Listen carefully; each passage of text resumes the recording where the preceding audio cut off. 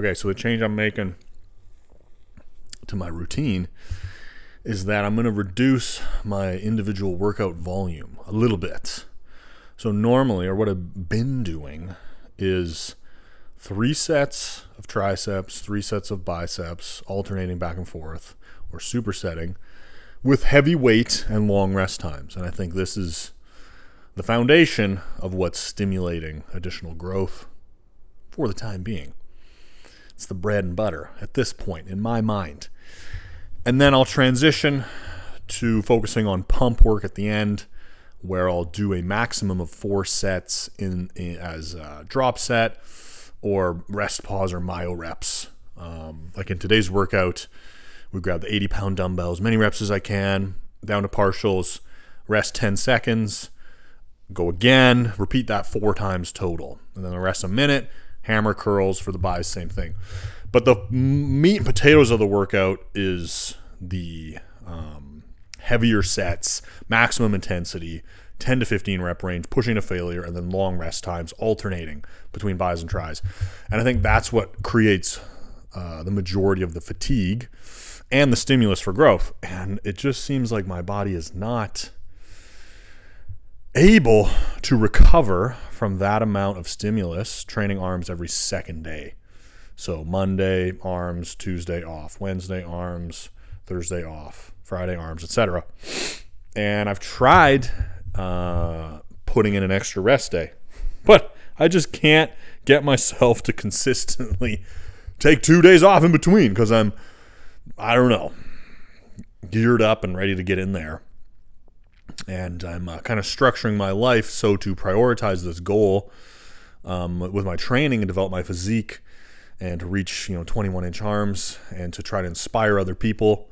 And so I'm pushing my limits to the maximum to try to achieve an exceptional result for myself, doing the thing that I'd love to do, but a lot of, just working out for the most part is a hobby. It's something you just do for yourself. Like it's a tough thing to make into something more. So anyways, without rambling too much, that's part of my motivation for trying to push my limits. And because of that, I'm purposely foregoing doing other things in life and purposely, avoiding taking on other commitments and other focuses. And I think you have a select amount of energy and time, and the more that you put of that into one thing, the greater chance of seeing better results. So I say all that to make the point that, taking 2 days off in a row is difficult for me to just sit around and just sort of not do anything and recover another day. And I think it's more likely, that I'll be able to consistently just chop off some of the sets. And I did a similar amount of volume in workout volume, meaning like 2 rounds or 2 intense sets of triceps, 2 intense sets of biceps, and then the pump work at the end, with the drop sets, which is 4 total. Maybe that's the equivalent of 1 to 2 working sets. It's kind of like 1 extended long set. It's more than 1 set, but it's probably not 4 sets in terms of the fatigue. Anyways, I've done this before back in the spring when I noticed a similar thing. My body was just having trouble recovering from, doing 3-4 rounds of those heavy sets. And so we're trimming it down from 3 down to 2, and that's what I did today. And the workout wasn't great because we did legs yesterday and arms the day before. So it's arms, legs, then arms again. My body's just a bit fatigued.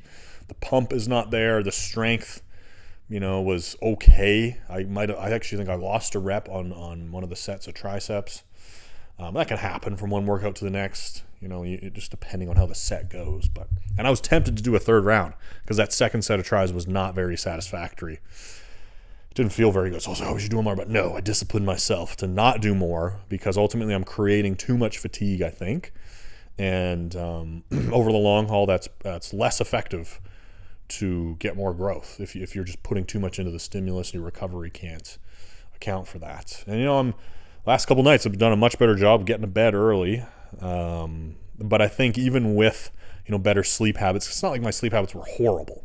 It's not like I'm sleeping like 5 hours a night. It's like, okay, like obviously getting a good 8 hours is going to make a big difference.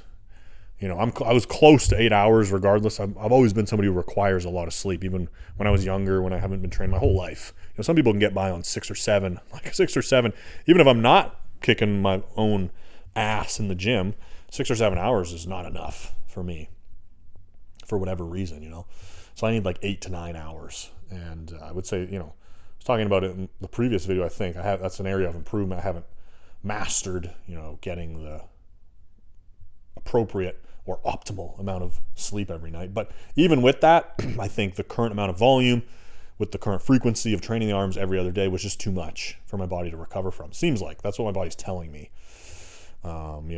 Joints start to hurt a little bit. The pumps in the gym aren't as good. And then just fatigue out of the gym is like very significant. Just, get home from the workout, you're just drained, just like, oh, I gotta lay here. And I like a bit of fatigue and lethargy is normal, but I think if it starts to get to a point where, you don't really have the energy to do anything else, it's not only is that, maybe depressing and shitty for your life, but it's just an indication that you're probably stressing your body a bit too much.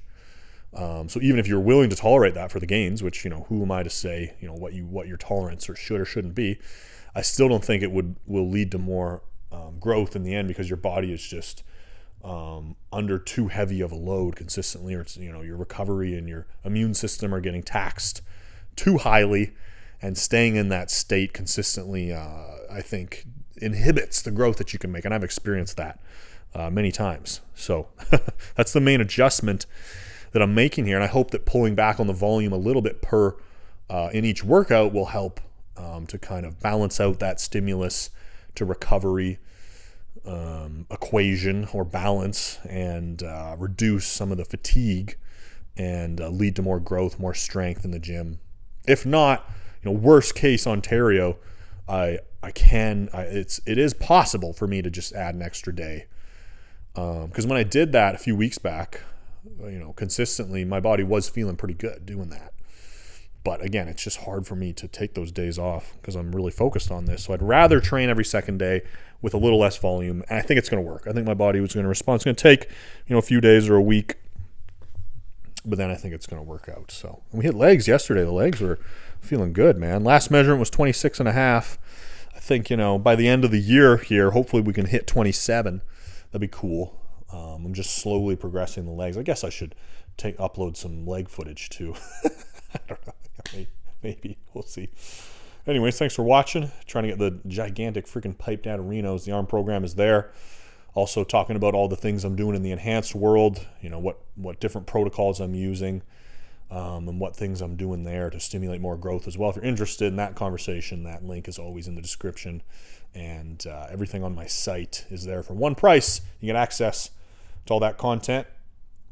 And we're going to keep hammering along.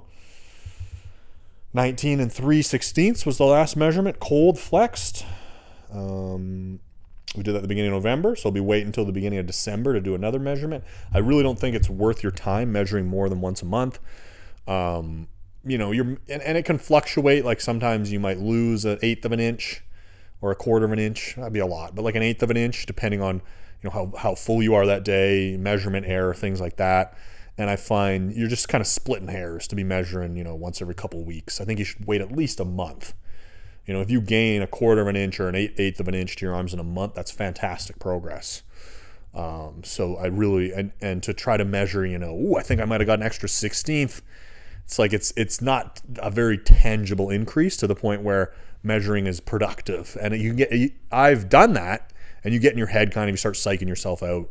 Like, oh, I'm looking big, I should measure. Like, I think disciplining yourself to measure your arms a maximum of once a month is a good thing. And if you're not measuring at all, I highly encourage you to do it, because it gives you another tool to measure your progress. I think a lot of people, sometimes they make gains, especially if you're earlier on in your journey, and they don't really notice because you're just seeing your body day after day. You don't, but 6 months down the line, you very well have added 1/4, an inch, or 1/2 an inch to your arms easily. Well, not easily, it's hard work, but that's a very, if you're newer to the gym, the rate of progress is quick, and 1/2 an inch in 6 months is totally doable, So, and that's just another kind of objective measure of positive reinforcement when you see that and you're, oh man, I didn't really realize I was growing. I'm just kind of coming in here day in, day out. You kind of lose track.